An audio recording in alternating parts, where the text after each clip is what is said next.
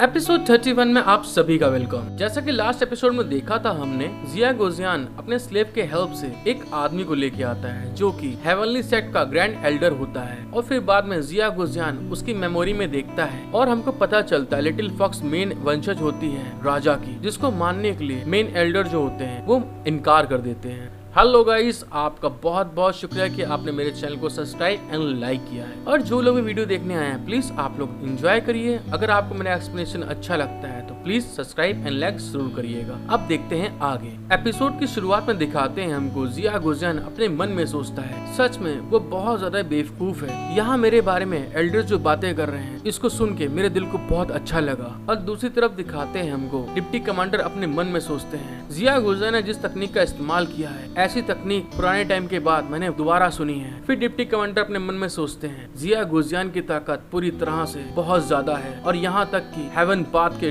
God's भी उसका बहुत सम्मान करते हैं। मुझे नहीं पता कि उसकी पहचान क्या है। और फिर हमको दोबारा उस मेमोरी में दिखाया जाता है वो आदमी कहता है जेल्टर्स फिर से यहाँ है। फिर कहता है यदि गोंगसन नहीं मरती तो ह्यूमन रेस कभी समाप्त नहीं होगी और लॉर्ड को बहुत जल्दी उसे छुटकारा पाना चाहिए। उस एल्डर की ये बात सुनने के बाद में हेवनली पाथ की हेड बोलती है इसके बजाय उससे छुटकारा पाए मैं अपने यूज के लिए उसे कंट्रोल करना पसंद करती हूँ और केवल 3rd लेवल के लड़ाकू के लिए कंट्रोल स्थापित करना बहुत आसान है। वो फिर कहती है मेरे आदेश के बिना किसी को भी जल्दबाजी में कार्य करने की अनुमति नहीं है। उस मेमोरी को देखने के बाद में डिप्टी कमांडर शॉक होते बोलते हैं क्या जेल्टर्स। फिर मेमोरी में दिखाते हैं एक लबादा पहने हुए इंसान को। दूसरा आदमी कहता है लीडर ने अब गोंगसन को मारने की अनुमति नहीं दी है, यह मानते हुए कि ये समय अभी अच्छा नहीं था और उसे मारना बेकार होगा। उस आदमी की ये बात सुनने के बाद में लबादे वाला इंसान कहता है तो आपका कहने का मतलब क्या है। तभी दूसरा इंसान कहता है लीडर हर एक कदम पर अवसर की प्रतीक्षा में है, मैं स्वाभाविक रूप से उसका संदेश सुनता हूँ। उस आदमी की ये बात सुनने के बाद में जो लबादे वाला इंसान होता है वो उसका सर पकड़ लेता है और उससे कहता है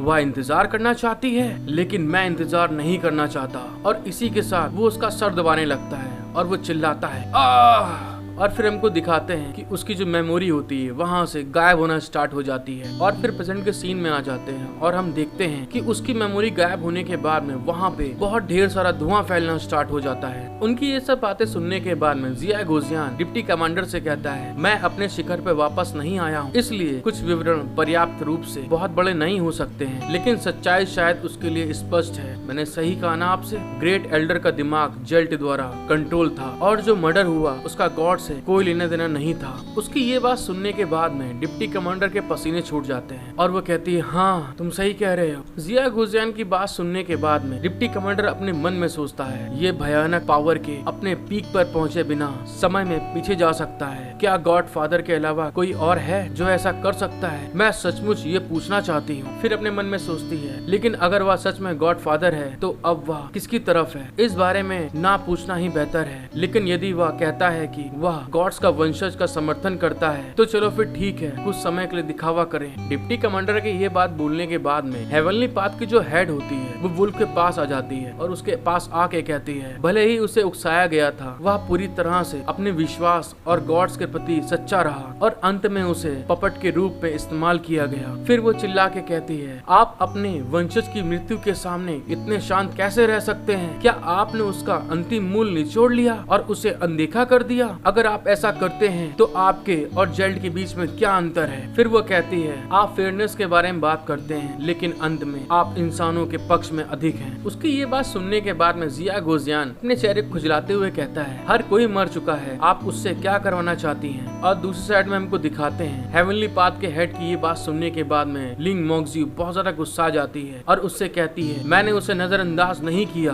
बस इतना कहना चाहती हूँ कि उसकी सोल को वापस लाने में उसकी मदद करो जिस सोल को तुमने मारा था। और दोस्तों हमको दिखाते हैं लिंग मोक्जियो अपनी ही बात करने के बाद में बहुत ज्यादा शॉक्ड हो जाती है और साथ ही साथ में हेवनली हेड जो होती है वो भी शॉक्ड होती है और डिप्टी कमांडर भी हैरान हो जाते हैं और वो सारे मिल के कहते हैं क्या सोल को वापस लाना? लिंग मोक्जियो की ये बात सुनने के बाद में जिया गोजियान जो वुल्फ होता है उसके पास जाते हुए कहता है जेल्स ने फिर से कॉन्शनेस को आकार देने की तकनीक का यूज किया, जहाँ ह्यूमन की सोल बॉडी में बिखरी हुई थी और एकजुट नहीं हो सकी, लेकिन गायब नहीं हुई, और सोल को इकट्ठा करने का रास्ता ढूंढकर उसे वापस जीवन में लाया जा सकता है। ये बात कहने के बाद में जिया गोजियान हंसते हुए कहता है, बस टाइम ट्रेवल करें और पहले उसे नहीं बचाया, केवल उन लोगों को बचाए जाने की चिंता की जो बचाए जाने लायक नहीं है। फिर कहता है, अब मुझे पता है कि उसका भी यूज किया जा रहा है और उसका दिल अच्छा है। उस लड़की यिन ज़ियारू का मूल्यांक और उपचार भी मेरे लिए बहुत संतोषजनक है और निश्चित रूप से मैं चुपचाप खड़ा नहीं रहूंगा। जिया गोजियान की ये बात सुनने के बाद में वो जो सुंदर लड़की होती है वो तो बहुत ज्यादा शॉक्ड हो जाती है, और तभी जिया गोजियान बोलता है, आत्मा को इकट्ठा करने के लिए एक चमकदार जड़ी बूटी वाली रात की जरूरत होती है। जिया गोजियान की ये बात सुनने के बाद में डिप्टी कमांडर भी शॉक्ड हो जाती है एकदम। डिप्टी कमांडर को ऐसा शॉक्ड होते हुए देख के जिया गोजियान अपने मन में सोचता है, ये देखो ये लोग ऐसे आश्चर्य हो रहे हैं, क्या आप चाहते हैं कि मैं उन दोनों को ले जाऊं? इस बारे में सोचने के बाद में जिया गोजियान कहता है, जियाओये आप और लिंग म्यूजियू साथ जाइए, कुछ लोग उस जड़ी बूटी को खोजने के लिए बहुत जल्दी कर रहे हैं। जिया गोजियान की ये बात सुनने के बाद में जियाओये हंसते हुए कहती है, हाँ मैं जा रही हूँ मास्टर, मैं जल्दी जा रही हूँ। जिया गोजियान फिर डिप्टी कमांडर की तरफ देखते हुए कहता है, ठीक है वे चले गए, आप जो कहना चाहते हैं वह कह सकते हैं। फिर जिया गोजियान डिप्टी कमांडर से बोलता है, सबसे पहले आप अपने कपड़े उतारो। जिया गोजियान की ये बात सुनने के बाद में डिप्टी कमांडर तो शॉक्ड हो जाती है और उछल के पीछे हो जाते हैं। पीछे जाने के बाद में डिप्टी कमांडर कहते हैं, क्या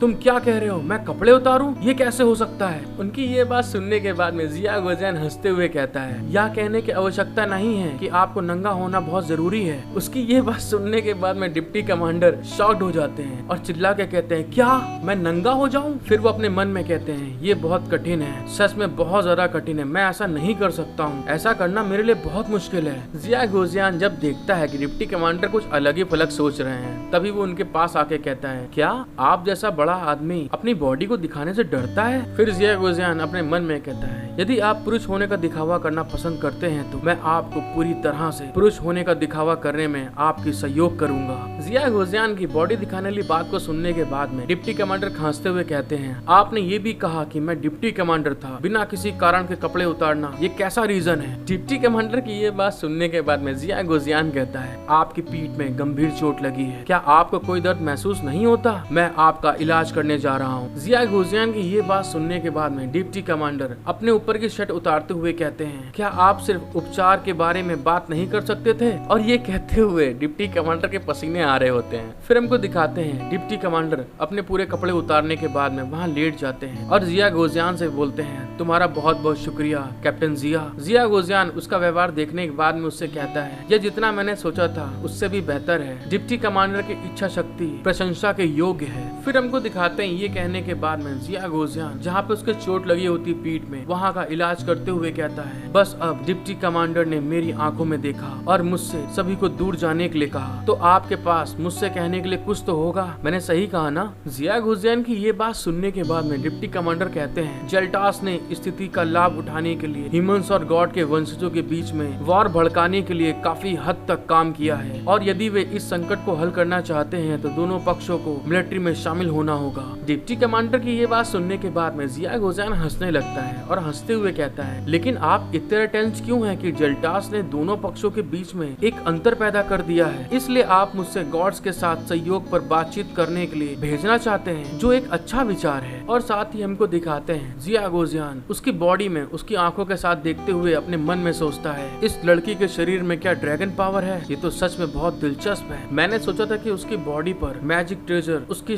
बॉडी को ढकने के लिए था, लेकिन अब ऐसा लगता है कि इसका एक और यूज हो सकता है। जिया गोजियान अपने मन में सोच ही रहा होता, तभी डिप्टी कमांडर हंसते हुए कहते हैं, हाँ तुम सही कह रहे हो, दोनों पक्षों को मिलकर काम करना होगा। फिर वो कहते हैं, अब मैं बुरी तरह बीमार हूँ, घायल होने पर मैं इस स्थिति का लाभ उठा सकूंगा और जेल्टर की सतर्कता में ढील दे सकूंगा। क्या कैप्टन जिया ह्यूमन रेस को गॉड्स के वंशजों के साथ मिलाने का कार्य करने में तैयार होंगे?